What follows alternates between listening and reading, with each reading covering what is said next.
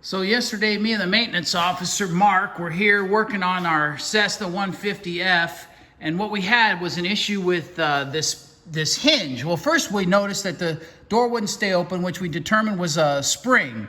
But then when you look deeper, we had the hinge pin had corroded and frozen in, but it had broken. So the hinge wasn't aligning, which we feel like caused probably the problem with the spring. So we took 3 hours to figure out how to punch out that center, soaking it with penetrant oil.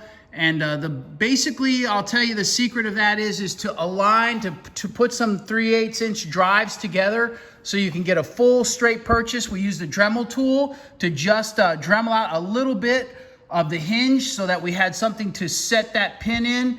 And then we use the punch that we ground down to be the proper diameter. And when you finally can get out here and line it up, you're gonna be able to punch out that corroded pin sections.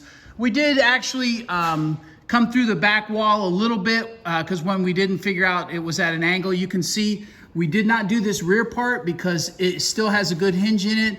And we're gonna take keep an eye on it. You can see a little piece poking out there. Keep an eye on it, but the hinge actually works great. The spring, the door stays out. So if you have a problem like that, the secret to that is to just get a long punch essentially, and put yourself some 3/8 drives so that you're punching on it straight away and let that penetrant oil sink in. Thanks for watching.